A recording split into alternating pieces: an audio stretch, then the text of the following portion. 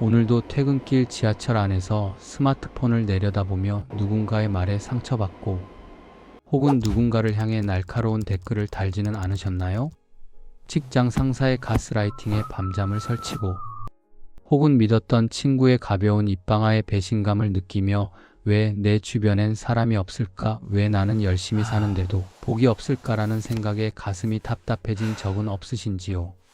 최근 우리 사회는 극단적인 혐오의 언어와 이기심이 팽배해 있습니다. SNS에서는 타인의 불행을 비웃는 샤덴프로이데가 유행하고 정책 하나에도 진영을 나눠 서로를 향해 입에 담지 못할 저주를 퍼붓기도 합니다. 생존을 위한 무한 경쟁 속에서 우리는 상대보다 더 강한 말을 내뱉어야 내가 살아남는다는 강박에 시달리고 있습니다. 하지만 역설적이게도 우리가 내뱉는 그 독한 말들은 상대를 향하기 전에 먼저 나의 영혼을 갉아먹고 우리에게 찾아오려던 복의 통로를 꽉 막아버립니다. 오늘 영상의 썸네일 제목인 입술 끝에서 피어나는 연꽃은 단순히 예쁜 수사가 아닙니다. 불교의 가장 오래된 경전인 수타니파타는 우리가 무심코 던진 말이 어떻게 우리의 운명을 결정짓는 복의 그릇을 만드는지, 그리고 왜 그 그릇이 깨져버리면 어떤 노력도 수포로 돌아가는지를 냉철하게 꿰뚫어 봅니다. 오늘 이 방송을 끝까지 시청하신다면 여러분은 지금껏 운이나 환경 탓으로 돌렸던 삶의 문제들이 사실은 내 입술 끝에서 시작되었다는 놀라운 진실을 마주하게 될 것입니다. 그리고 그 깨달음 끝에는 꼬였던 인간관계가 풀리고 정체되었던 복의 흐름이 다시 요동치게 만드는 구체적인 언어의 수행법을 얻게 되실 겁니다. 우리는 흔히 복을 밖에서 찾으려 합니다. 하지만 부처님께서는 복은 짓는 것이지 구걸하는 것이 아니라고 하셨습니다. 그리고 그 복을 짓는 가장 첫 번째 재료가 바로 우리의 말입니다. 본론으로 들어가기 전에 잠시 구독과 좋아요 부탁드립니다. 여러분의 따뜻한 클릭 한 번이 부처님의 지혜를 더 널리 전하는 소중한 등불이 됩니다. 왜 우리는 말로 스스로를 파괴할까요? 불교에서는 이를 구업의 원리로 설명합니다. 사람들은 흔히 말은 공기 중으로 흩어지면 끝이라고 착각합니다. 하지만 불교적 사유에서 말은 에너지의 파동이며 한 번 내뱉은 파동은 우주라는 거대한 저장소에 기록되어 반드시 발화자에게 되돌아옵니다. 현대인들이 겪는 심리적 고통의 상당 부분은 사실 이 구업의 부메랑 때문입니다. 누군가를 비난할 때 느껴지는 묘한 쾌감. 그것은 사실 아만 즉 나를 높이고 상대를 깎아내리려는 에고의 독성입니다. 우리는 정의감이라는 위선 뒤에 숨어 타인을 선동하고 비방하지만 그 순간 우리 뇌와 영혼은 그 독성을 고스란히 흡수합니다. 법구경의 준엄한 꾸짖음을 들어보십시오. 사람이 태어날 때 입안에 도끼가 함께 태어난다. 어리석은 사람은 말을 함부로 함으로써 그 도끼로 자신을 찢고 만다. 우리가 무심코 내뱉은 비아냥 질투 섞인 험담은 타인의 가슴에 상처를 내기 전에 먼저 나의 복덕을 찍어내리는 도끼가 됩니다.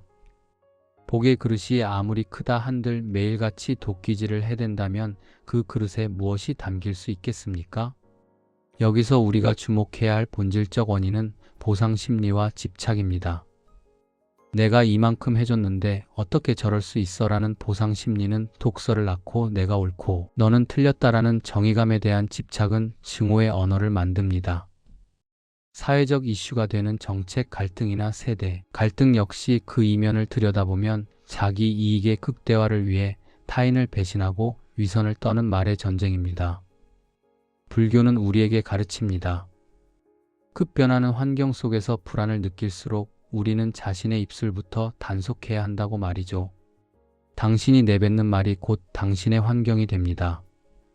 거친 말을 하는 사람 주변에는 거친 사람들이 모이고 따뜻한 말을 하는 사람 곁에는 복을 가져다 줄 귀인이 모여듭니다. 이것은 신비주의가 아니라 지극히 과학적인 인과의 법칙입니다. 당신의 입술에 낀 업장의 때를 닦아내지 않는 한 그 어떤 경제적 성공이나 사회적 성취도 당신을 진정으로 행복하게 만들 수 없습니다. 깨진 그릇에 담긴 물은 언젠가는 바닥을 드러내기 마련이니까요. 그렇다면 구체적으로 어떤 말이 우리의 복의 그릇을 채울까요? 부처님께서는 중생을 구제하고 관계를 맺는 4가지 방법인 사섭법 중 하나로 에어섭을 강조하셨습니다. 이것은 단순히 친절한 말투를 넘어선 우주의 질서와 공명하는 4가지 원칙입니다. 첫째, 진실한 말입니다. 현대 사회는 꾸며낸 말과 과장이 넘쳐납니다. 하지만 불교에서 진실은 복의 뿌리입니다. 거짓으로 꾸며낸 말은 당장 이익을 줄 것 같지만 결국 신뢰라는 복의 뿌리를 썩게 합니다. 진실한 말은 우주의 질서인 다르마와 공명합니다. 정직하게 말하는 사람 곁에는 늘 좋은 인연이 모여듭니다. 불교에서 인연은 곧 복이며 그 인연의 시작은 정직함이라는 바탕 위에서만 싹트기 때문입니다. 둘째, 부드러운 말입니다. 보살본행경에는 부드러운 말은 코끼리의 마음도 돌려놓는다고 했습니다. 칼날 같은 말은 상대의 가슴에 지워지지 않는 흉터를 남기고 그 흉터는 언젠가 복수라는 이름의 업으로 돌아옵니다. 부드러운 말은 굳게 닫힌 마음의 문을 여는 만능 열쇠입니다. 이것은 굴종이 아니라 상대를 부처로 대접하는 고귀한 수행입니다. 셋째, 화합하는 말입니다. 이간질하는 말, 즉 편을 가르는 말은 복을 쫓아내는 가장 빠른 길입니다. 반대로 흩어진 마음을 모으고 갈등을 치유하는 말은 세상을 정토로 만듭니다. 화합을 이끄는 입술에는 천신들이 머물며 복을 내린다고 경전은 전합니다. 최근의 사회적 분열 속에서 우리가 진정으로 가져야 할 말의 태도는 바로 이 화합의 언어입니다. 넷째, 유익한 말입니다. 의미 없는 잡담이나 남을 비방하는 말이 아닌 듣는 이에게 용기를 주고 지혜를 깨우쳐 주는 말입니다. 당신 덕분에 힘이 납니다라는 격려의 말은 그 자체로 커다란 보시입니다. 재물을 주는 것보다 더 큰 복을 짓는 것이 바로 두려움을 없애주는 무외시이며 유익한 말은 바로 이 무외시의 핵심입니다. 이제 우리는 더 깊은 곳으로 나아갑니다. 바로 내 안의 부처에게 말을 거는 것입니다.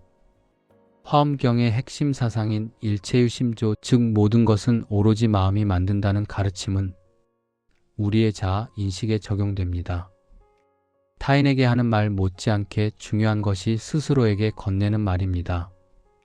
나는 안 돼, 내 팔자가 그렇지 뭐라며 스스로를 비하하는 말은 내 안의 불성을 모독하는 행위입니다. 부처님께서는 모든 존재가 부처가 될 성품을 가졌다고 하셨습니다. 자신을 귀하게 여기는 긍정의 언어는 내면의 복을 깨우는 강력한 주문입니다. 나는 오늘 하루도 평온하다. 나는 이미 충분히 귀한 존재다. 이 짧은 화건은 나의 잠재의식을 정화하고 복이 들어올 공간을 닦는 성스러운 의식이 됩니다. 내가 나를 부처로 대접할 때 온 우주도 나를 부처로 대접하기 시작합니다. 마지막으로 역설적이게도 복을 부르는 가장 강력한 언어는 바로 침묵입니다.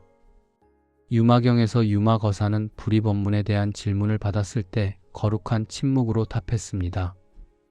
불필요한 말을 줄이는 것은 에너지를 보존하는 일이며 내면의 소리에 귀를 기울이는 과정입니다.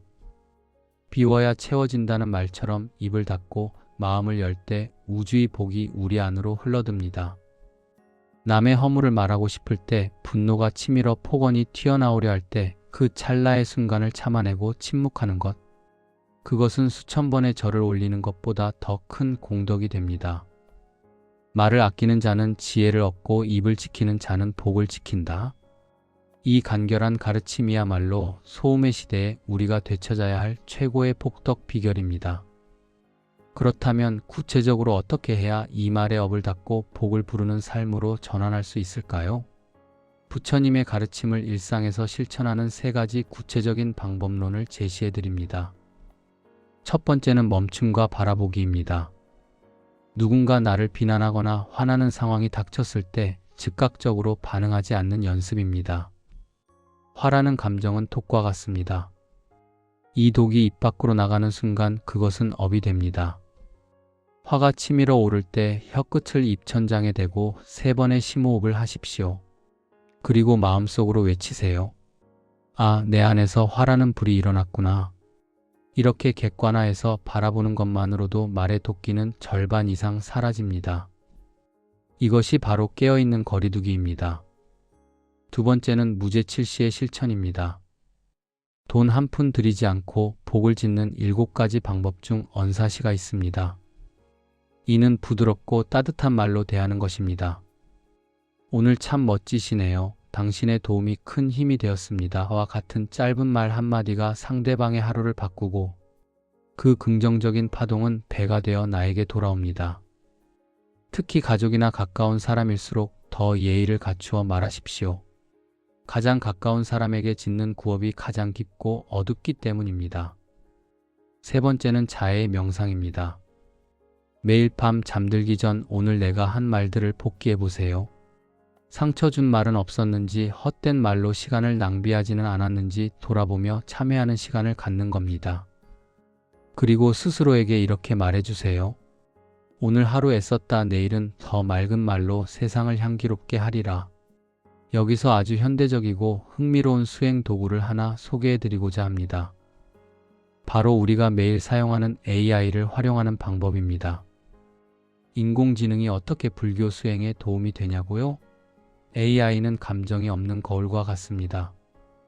예를 들어 직장 상사에게 화가 나서 공격적인 메일을 쓰고 싶을 때, 혹은 갈등이 있는 사람에게 메시지를 보낼 때 AI에게 이렇게 요청해 보세요. 지금 내가 화가 난 상태에서 이런 내용의 메시지를 쓰려고 해. 하지만 나는 부처님의 정어를 실천하고 싶어. 상대의 마음을 상하게 하지 않으면서도 나의 의사를 명확하고 자애롭게 전달할 수 있도록 문장을 수정해줘. 그리고 이 과정에서 내가 성찰해야 할 마음가짐도 알려줘. 이렇게 AI를 활용하면 내 감정의 도끼에 오염되지 않은 객관적인 바른 말의 샘플을 얻을 수 있습니다. AI가 제안한 문장을 읽어보는 것만으로도 우리의 뇌는 한 템포 쉬어갈 수 있게 되고 분노의 회로가 끊어지게 됩니다. 기술을 지혜롭게 사용하는 것, 그것 또한 현대적인 의미의 방편 수행입니다. 삶의 태도를 바꾸는 것은 결코 쉽지 않습니다. 하지만 말 한마디에 천냥 빚을 갚는다는 속담은 결코 과장이 아닙니다. 우리가 내뱉는 긍정의 언어들은 우주의 거대한 데이터베이스에 차곡차곡 저축됩니다. 그리고 우리가 정말 힘들고 외로울 때 예상치 못한 인연이나 기회의 모습으로 인출됩니다. 복은 결코 멀리 있지 않습니다. 지금 여러분의 입안에 있습니다. 오늘 우리는 수타니파타의 지혜를 통해 복을 부르는 말의 비밀을 함께 탐구해 보았습니다. 복이라는 것은 하늘이 내리는 상장도 조상이 주는 선물도 아닙니다. 그것은 매 순간 우리가 선택하는 언어의 파동이 켜켜이 쌓여 만들어진 기분 좋은 결과물일 뿐입니다. 입술 끝에 연꽃을 피우는 사람은 그 자신이 이미 연꽃 속에 사는 사람입니다. 반대로 입술 끝에 가시를 품은 사람은 그 가시에 찔려 평생을 피 흘리며 살 수밖에 없습니다. 세상은 점점 거칠어지고 사람들의 마음은 메말라가고 있습니다. 이럴 때일수록 우리의 맑은 말 한마디는 누군가에게는 타는 목마름을 축여주는 감로수가 되고 나에게는 무너진 복의 그릇을 이어붙이는 신성한 첩작제가 될 것입니다.